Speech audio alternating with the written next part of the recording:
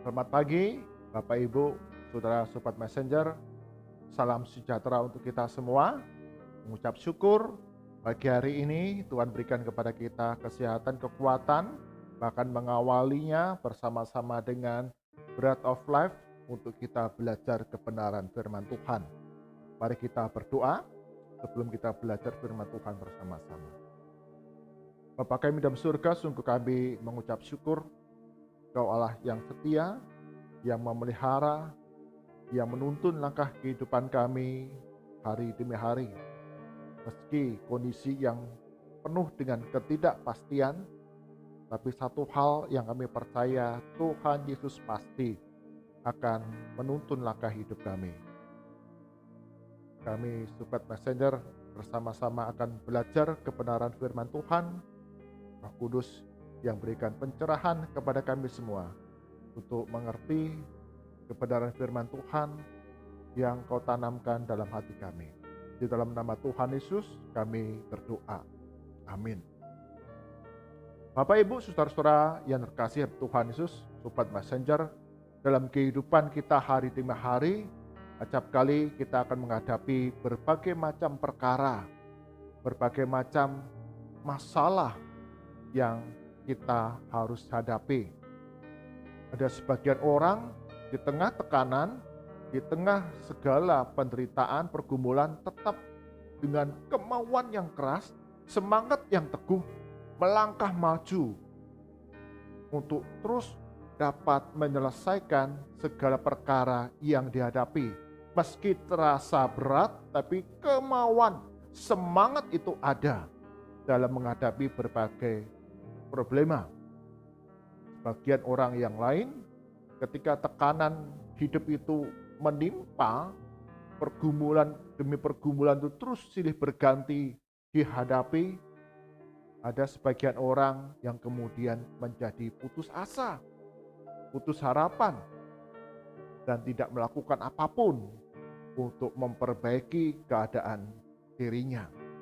Hari ini kita belajar dari seorang yang bernama Genggian. Pada zaman kerajaan Tuhan, ada seorang pemuda yang bernama Genggian. Genggian ini suka membaca. Dia membaca berbagai macam buku, termasuk di sana buku-buku tentang strategi berperang, buku-buku tentang ilmu militer, bagaimana memimpin pasukan, memberikan motivasi kepada pasukan, memberikan semangat kepada pasukan dalam berperang, dan berbagai ilmu bagaimana dapat memenangkan peperangan dengan berbagai strategi yang ada. Dalam keseharian, Genggian adalah seorang guru. Dia mengajar anak-anak di kelasnya. Tidak mengherankan, karena itu dia suka membaca berbagai macam buku. Pada satu hari, Raja Liu Xiu, dia mencari pasukan untuk berperang.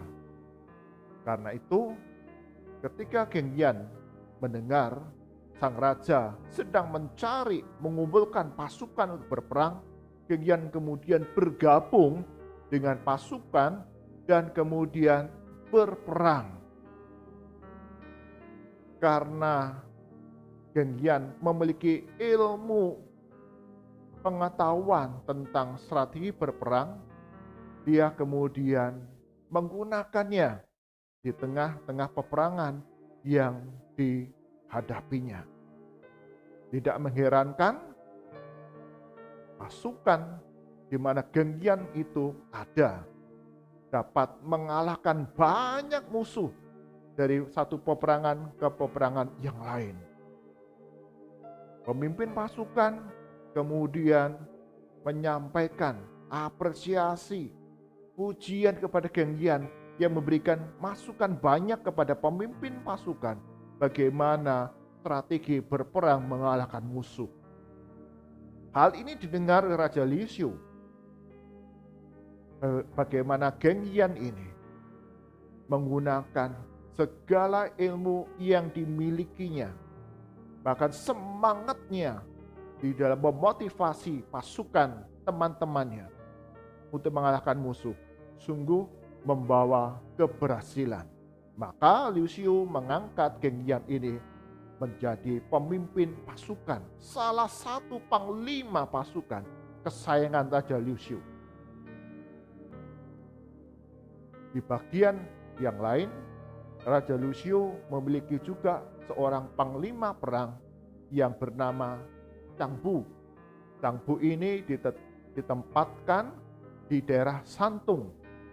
Chang Bu sangat yakin dengan kekuatan pasukannya yang jumlahnya begitu besar dan punya keterampilan yang cukup hebat dalam bertempur.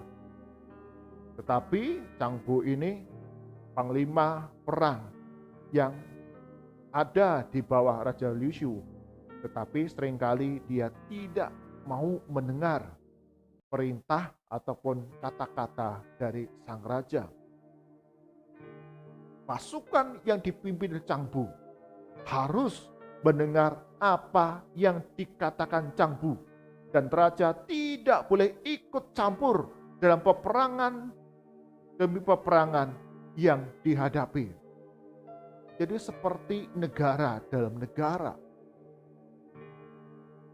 Hari demi hari, prestasi dan reputasi dari Geng Yan ini semakin bersinar. Pertempuran demi pertempuran dimenangkan oleh Geng Yan yang setia mengabdi kepada Raja Liu Xiu. Chang Bu mendengar kehebatan dari Geng Yan. Dia mulai khawatir, dia mulai takut. Maka dia menempatkan pasukan-pasukan yang ahli bertempur itu di perbatasan Santung untuk mengawasi, untuk mengantisipasi pasukan-pasukan dari Geng Yan. Chang Bu khawatir jika satu hari kelak Raja Liu Xiu akan mengerahkan, memerintahkan kepada Geng Yan untuk mengalahkan pasukan yang ada di Santung yang selama ini mereka tidak tunduk kepada Raja Liu Xiu.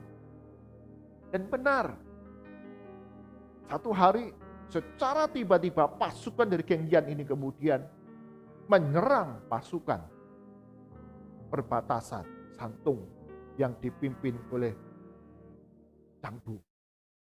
Dengan cepat pasukan Geng Yan ini kemudian mengalahkan dan menguasai perbatasan Santung, di mana Geng Yan dengan ilmunya, strateginya, dia sanggup mengalahkan.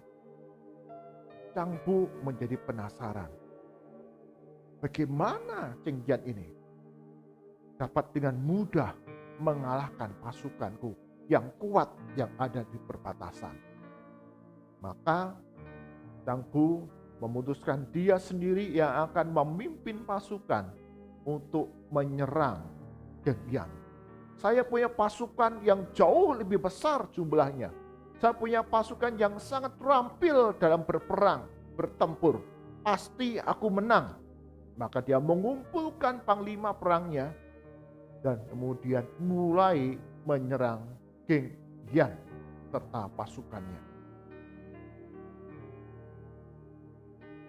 Tentu karena pasukan dari Geng Yan ini jauh lebih sedikit, maka lambat laun mereka mulai terpukul mundur.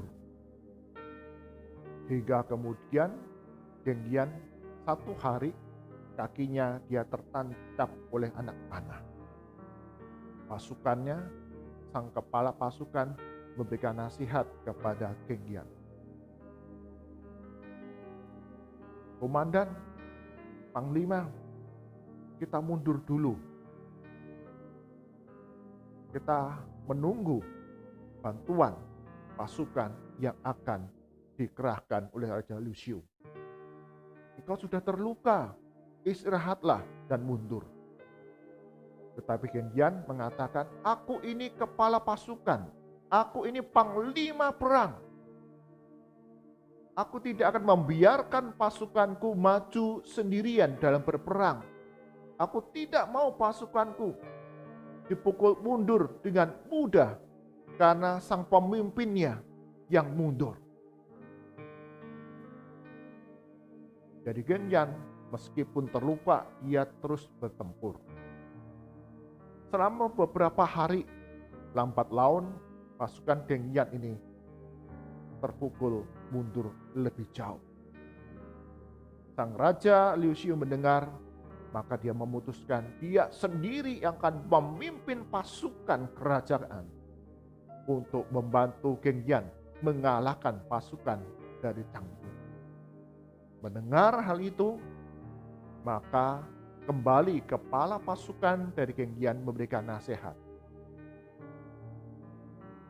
Panglima, kita sebaiknya mundur terlebih dahulu. Kita menunggu bantuan pasukan di mana Raja Liu Xiu sendiri yang akan memimpin pasukan perang itu membantu kita mengalahkan Changbu. Mendengar hal itu, Genyan justru menjadi marah. Bagaimana bisa kita membiarkan Raja Liu Xiu, raja kita sendiri, untuk berperang, membantu kita mengalahkan musuh. Seharusnya kitalah pasukan Raja Liu Xiu yang melindungi raja supaya tidak menghadapi perang, supaya tidak menghadapi musuh yang akan mencelakakan raja. Karena itu haruslah kita sendiri yang sanggup mengalahkan pasukan dari Changbu. Genyan kemudian melakukan berbagai macam strategi perang yang dimilikinya. Pengetahuan-pengetahuan militer yang diterapkannya membuat pasukannya bersemangat meski dalam kondisi yang lelah, tertekan, tapi punya kemauan yang kuat untuk kemudian mengalahkan pasukan Changbu yang jauh lebih besar. Karena kemauan yang kuat, karena ilmu strategi berperang yang tepat. Lambat laun berbalik, pasukan Genyan mulai memukul mundur pasukan Changbu yang jauh lebih besar. Tepat pada saat sang Raja Liu Xiu beserta pasukannya sampai di medan perang, Genyan beserta dengan pasukannya sudah memukul mundur, memukul kalah pasukan dari Changbu. Changbu melarikan diri beserta dengan beberapa panglimanya. Banyak pasukannya yang berguguran. Meski jumlahnya jauh lebih besar, meski punya keterampilan yang jauh lebih tinggi, tetapi Genyan menggunakan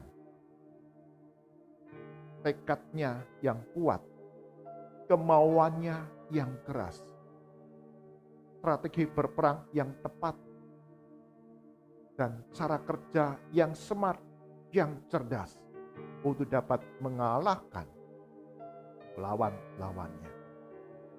Raja Liu Xiu memuji akan kehebatan, kepandaian, kecerdikan, dan kemauan keras dari Genyan. Bapak, Ibu, Saudara yang terkasih, Sobat Messenger, dalam kehidupan kita tidak cukup bekerja dengan keras. Kita harus bekerja dengan smart, dengan cerdas. Ada strategi-strategi yang harus kita terapkan, serta tentu harus ada kemauan yang keras, tekad yang besar untuk kita melalui berbagai tantangan kehidupan yang kita jalani setiap hari. Di dalam kisah Markus, kitab Markus pasal 2 ayat 1 hingga ke-12, di sana ada sebuah peristiwa ketika Yesus menyembuhkan orang yang lumpuh. Yesus sedang mengajar di sebuah rumah, ada banyak pengikut, ada banyak orang yang mendengar ketika Tuhan Yesus mengajar, sehingga ada orang-orang yang membawa sahabatnya yang lumpuh di sebuah tandu tidak dapat masuk ke rumah itu untuk menjumpai Tuhan Yesus, untuk disembuhkan. Tapi para sahabat ini tidak putus asa. Mereka punya kemauan. Mereka punya tekad untuk membawa sahabat saya ini tepat di depan Yesus untuk disembuhkan. Maka para sahabatnya ini naik ke atap, membongkar dan menurunkan orang yang lumpuh sahabat ini tepat di hadapan Yesus. Perlu cara kerja yang smart, yang cerdas, dan juga kemauan yang kuat sehingga ada jalan keluar yang dikaruniakan Tuhan dalam kehidupan kita. Di dalam ayat yang ke-5, Markus pasal 2 ayat ke-5 mengatakan demikian. Ketika Yesus melihat iman mereka, berkatalah ia kepada orang lumpuh itu, "Hai anakku, dosamu sudah diampuni." Melihat iman dari orang-orang yang membawa orang lumpuh ini, bagaimana tekad mereka, bagaimana semangat mereka, bagaimana kemauan mereka untuk berjumpa dengan Yesus dan disembuhkan. Kita juga tahu catatan peristiwa seorang perempuan yang sakit pendarahan. Tidak mudah bagi perempuan ini untuk dapat berjumpa dengan Yesus. Dia harus berjuang. Dia punya kemauan. Hanya menyentuh jubahnya saja akan disembuhkan. Dan itu kemauan yang kuat, yang keras, yang kemudian dilakukannya oleh perempuan yang sakit pendarahan ini. Ketika dia melakukannya, ada kesembuhan, ada jalan keluar yang dikaruniakan Tuhan. Demikian juga catatan 2 orang buta. Dia sudah berteriak-teriak, "Hai anak Daud, sembuhkan kami, sembuhkan kami." Yesus tetap berjalan. Tidak dengan segera menyembuhkan mereka. Yesus masuk ke dalam sebuah rumah. Kita bisa membayangkan bagaimana 2 orang buta ini ketika tidak segera disembuhkan oleh Yesus dengan kemauan yang keras, percaya Yesus sanggup menyembuhkan mereka. Mereka berjuang untuk mencapai rumah itu dan berjumpa dengan Yesus. Kalau kita tidak punya kemauan yang keras, kita sudah berteriak-teriak dan kemudian tidak segera disembuhkan, kita bisa putus asa. Aku sudah berteriak kok, aku sudah minta disembuhkan kok tidak disembuhkan dengan segera. Kita kemudian menjadi putus asa. Tidak ada lagi kemauan, keyakinan untuk disembuhkan oleh Yesus. Tapi 2 orang buta ini, kita mencatat mereka dengan kemauannya yang kuat, iman yang kuat, Yesus sanggup memulihkan, menyembuhkan mereka. Mereka terus melangkah menjumpai Yesus dan mereka disembuhkan. Karena itu, Bapak, Ibu, Saudara, Sobat Messenger, ada kemauan, ada jalan keluar. Jangan mudah kita menjadi putus asa. Jika saat ini di antara Bapak, Ibu, Saudara yang beribadah bersama-sama Bread of Life pagi hari ini. Engkau ada dalam pergumulan kehidupan dalam rumah tanggamu, kecukupan setiap hari, usaha-usaha yang mulai dibatasi, yang membuat perekonomian keluarga menjadi tidak mudah dijalani, atau di antara Bapak, Ibu, Saudara yang saat ini sedang terpapar virus COVID-19, jangan putus asa, jangan patah semangat. Ada kemauan dipulihkan, disembuhkan, maka Tuhan Yesus akan berikan jalan keluar kepada setiap kita. Ada usaha-usaha yang terus kita kerjakan. Kita berdoa kepada Tuhan, kita meminta pertolongan kepada Tuhan dengan hikmat yang Tuhan berikan.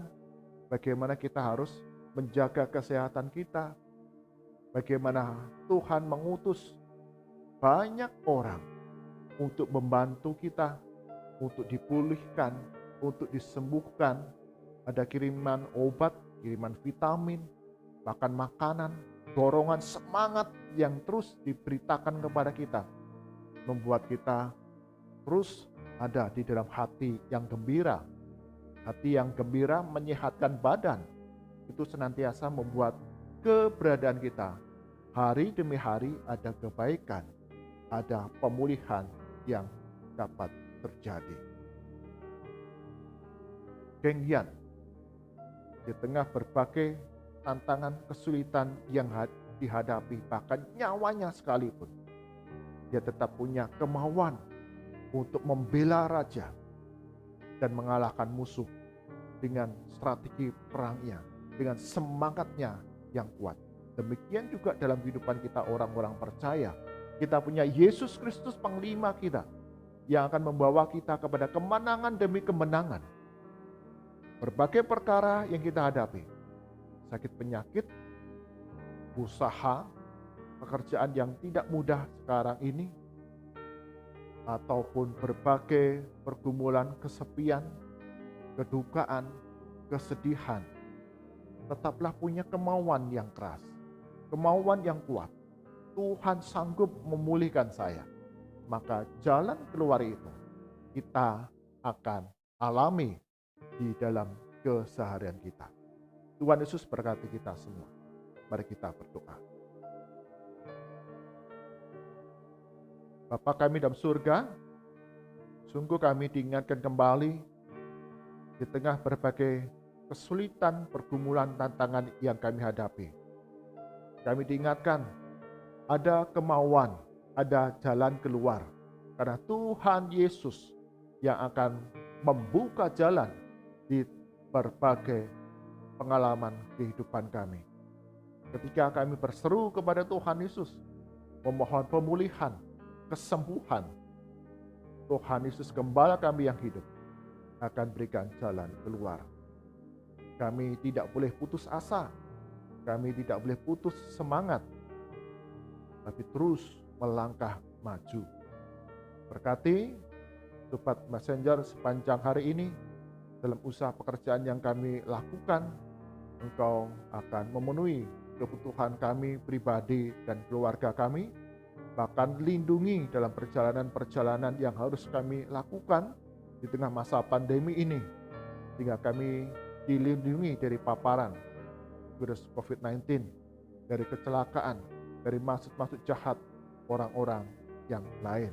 Kami berdoa untuk setiap anggota keluarga kami, baik orang tua kami, anak kami, saudara, kakek, nenek, cucu, yang bahkan tidak bersama-sama tinggal di rumah yang sama, kami di kota yang lain, di pulau yang lain, bahkan di negara yang lain.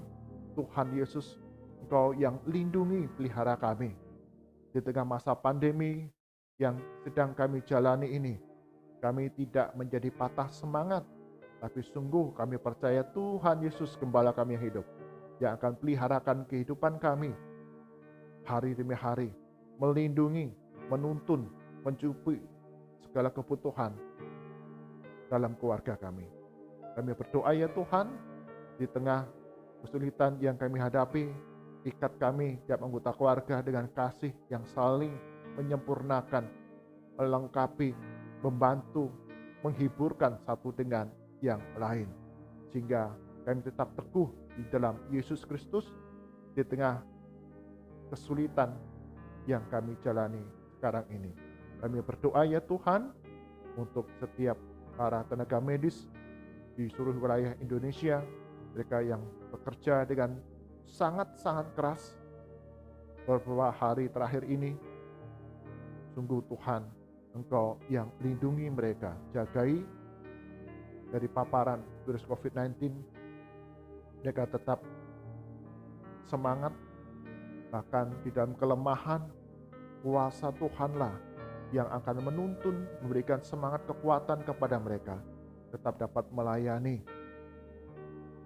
khususnya mereka yang menderita virus COVID-19 ini. Ada kesembuhan, ada pemulihan yang boleh terjadi. Berdoa untuk bangsa dan negara kami. Sungguh Engkau yang berkati untuk aparat keamanan dalam menjaga stabilitas di seluruh wilayah Indonesia. Seringkali kebijakan-kebijakan yang diambil pemerintah tidak dengan sungguh-sungguh dilaksanakan. Tuhan akan berkati usaha-usaha yang dilakukan untuk mendisiplin, untuk menjalankan kebijakan-kebijakan ini dengan penuh kesungguhan di tengah masyarakat. Engkau akan berikan khidmat, pertolongan bagi aparat keamanan ini. Dan ada kebaikan campur tangan Tuhan yang boleh terjadi di negara kami, Indonesia. Mari angkat tangan kita, arahkan hati kita kepada Tuhan dan kita terima berkat-Nya. Kasih karunia dan damai sejahtera dari Tuhan kita Yesus Kristus, kasih dan pemeliharaan yang sempurna dari Allah Bapa, serta persekutuan penghiburan dari Roh Kudus, senantiasa hadir dalam kehidupan kita hari demi hari, terus maju, terus bertumbuh semakin kuat dalam Yesus Kristus, dari sekarang sampai selama-lamanya. Amin. Bapak, Ibu, Saudara, Sobat Messenger, dalam kehidupan kita yang penuh dengan tantangan ini, kita harus yakin ada kemauan, ada jalan keluar. Karena Yesus Kristus, Juru Selamat dan Gembala kita yang hidup, akan selalu menuntun langkah hidup kita. Tuhan Yesus berkati kita semua. Amin.